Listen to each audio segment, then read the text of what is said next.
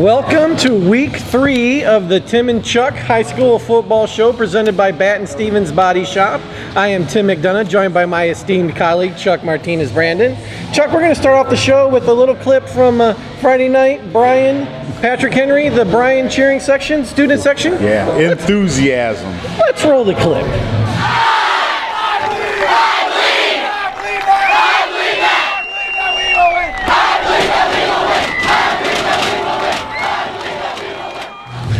Nice. Nice. The powder put it over the top. Yeah, that's right. There's nothing like being a student and having fun at games like that and supporting your team. That's awesome. Good stuff. And speaking of last weekend, Chuck, let's talk about lightning. Yeah, because lots of it. It was all over the place. It brought havoc to the whole weekend. A lot of games going 2 days. Some games being called at half. Yeah. I mean, you were involved in some of that. What did you see last weekend? Yeah, the biggest part of it for the coaches and the players is you have to refocus. You're all pumped up for a game, you go through your pregame, you're fired up, and then all of a sudden you've got to wait at least 30 minutes. And for every lightning strike, you got to wait another 30 minutes on top of that. They restart the 30-minute clock.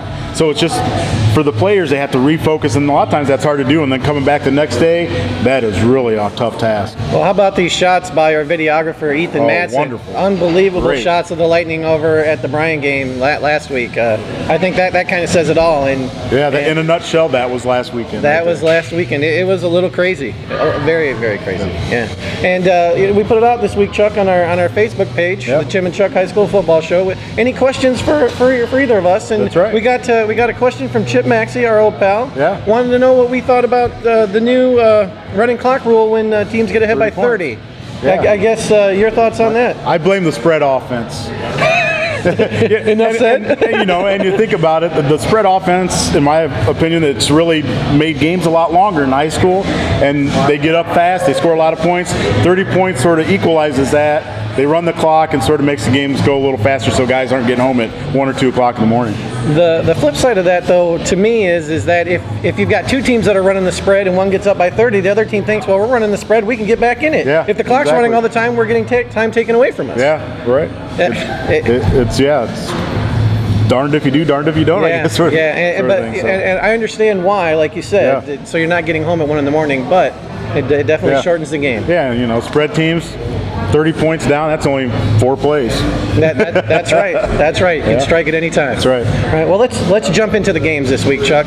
Let's start off with undefeated Nora hosting Fort Loramie, their last non-league game before GMC play starts. Yeah. Last year they got them 35-21.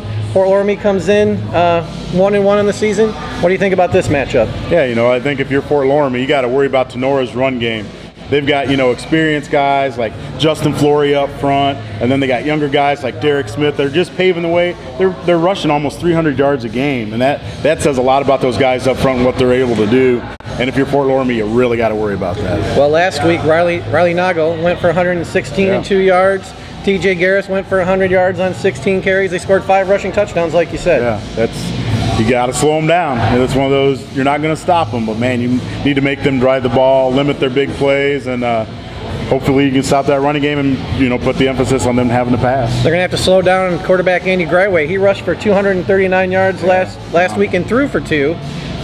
They beat New Bremen 35-13. Yeah, that's we don't get to see a lot of those schools up here very often, so it's sort of neat that one of our area schools sort of gets out of our little comfort zone here and plays somebody different like that. Yeah. Well, let's jump into a Paulding County rivalry, Chuck. Oh yeah. Antwerp at Paulding. Antwerp comes in 1-1, looking to go 2-0, and lost on a 43-yard field goal to Hilltop with 13 seconds to play. That's impressive. Yeah, that is. The Antwerp kids, you got to take your hats off to those guys. 18 guys on the roster, and they're just playing their hearts out, and that's phenomenal. But when you got 18 guys that are close, that are playing for each other, that makes it fun. Yeah, what a job Drew Altimus is doing. Oh yeah, and he's got some of those older guys. He's got the Trenton Copsey, and he's got Nick Barnhouse. Older guys that again are all in for the program. They're all about the Antwerp football, and they want to go out winners. Well, Paulding's looking for its first win. I'm sure they think that they can get Antwerp because Antwerp, quote unquote, is down. But like you said, with Antwerp playing that way, it's not going to be easy for Paulding. Yeah, and for Paulding, it's another Paulding County rivalry week for them. They play Wayne Trace, they play Antwerp, and they're considered the big boy of that county because of just school size. So all the little guys are always looking to take down Paulding. So Antwerp's going to be ramped up. Yeah, they fell to Delphus Jefferson last week. Had 1 touchdown. Zach Buckman threw an 89-yard strike to Preston Ingle. That was their only score. They're going to need to get more offense than that. Definitely going to have to get rolling. Yeah. And if you're here, Frickers, every week like we are, taping our show, feel free to check out the big screens here and check out the play of the week and the hit of the week. They'll be showing them on the screens here at Frickers. We'll be right back.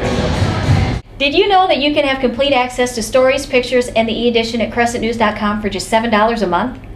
Become an online subscriber to Crescent-News.com now by calling me, Abby, at 419-784-5441, extension 233, or visiting the Crescent News online subscribe section on the top right corner of our homepage.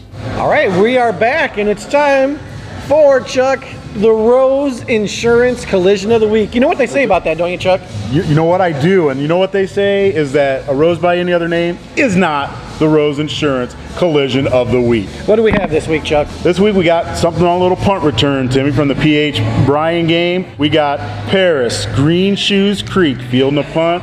And Lane Azarello, bring your syrup with you, Timmy, because he's handing out pancakes on the crackback block, blowing it up, clearing the way for a big return. Nice. You don't hardly ever see a crackback block be the hit of the week, but man, he brought the wood. That's right. He brought the wood. Lit him up like a Christmas tree. Congratulations to him.